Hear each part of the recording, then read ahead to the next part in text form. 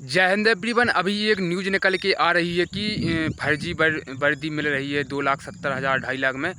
कहानी कुछ ऐसी है कि यूपी की एक लड़की है, वो जैसे एनसीसी भी करती थी। तो जैसे वो एनसीसी कर रही थी, अपने कैंप में गई, वहाँ पर उसको एक धीरज नाम का एक लड़का मिलता है। तो वो कहता है कि जैसे मैं फ़ौज से संबंध है मेरा, मैं फ़ौज में भर्ती करवाता हूँ।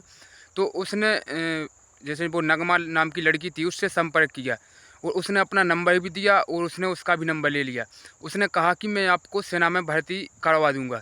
जैसे फिर वो लोग दोबारा उनको बुलाया गया, उस लड़की को जैसे आर्मी वो एनसीसी की फायरिंग एरिया थी, वहाँ पे बुलाया गया और उसको वहाँ पे उसने जैसे एक बार और बात की कि मैं आपको सेना में शामिल करवाऊँगा, मैं आपको वर्दी भी दूँगा और आपकी जॉब लग जाएगी, जॉइनिंग लेटर भी दे दूँगा।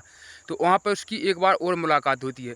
फिर होता क्या है कि वो उसको एक बार और नगमा को कॉल करता है, जो लड़की थी वो एनसीसी कर रही थी। उसको कहता है कि अब आपका फिजिकल होना है, रैली निकाली गई है।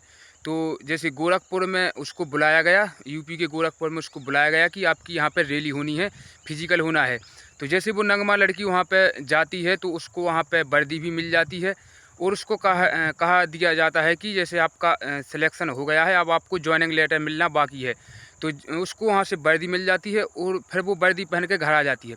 तो जो जैसे ही गांव में पता चलता है कि हमारे गांव की लड़की है वो सेना में शामिल हो गई है, तो बहुत धूमधाम से उसका जुलूस भी निकालते हैं, यहाँ पर डीजे वीजे बजाते हैं और पूरे में खुशी का माहौल हो जाता है।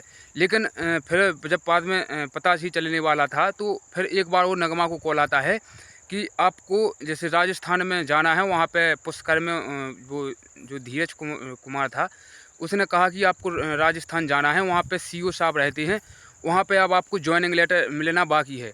वो जॉइनिंग लेटर मिलने से पहले आपको पैसा भी देने होंगे। तो वहाँ पे उसको बुलाया जाता है नगमा को। फिर वहाँ जैसे नगमा जाती है, तो उसको वहाँ पे देखने को मिलता है कि यहाँ पे पहले से ही 4-5 लड़की और हैं।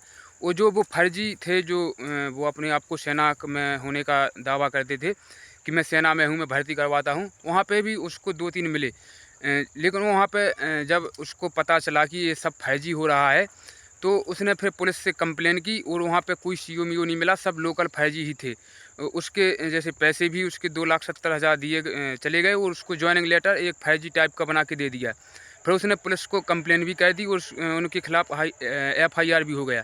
तो हम आपसे बस इतना ही कहना चाहते हैं कि आप अपनी मेहनत पर विश्वास करें। जो खुली जब कोई भर्ती आती है तो उसका नोटिफिकेशन आता है, वह देख के जाएँ और उसका मतलब आप सब देख कर ही जाएँ। ऐसे कोई भी कहता है कि हम आपको भर्ती करवाएँगे ऐसा वैसा, देखिए आर्मी की वर्दी है वो ऐसे नहीं मिलती किसी की दलाली से, ना ही कोई इसको दिला सकता है।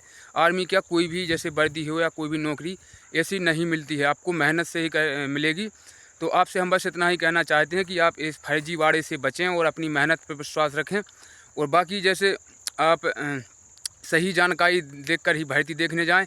ऐसी भर्ती नहीं होती कहीं की 2-3 को बुलाया जाएगा फिर वहाँ होगा।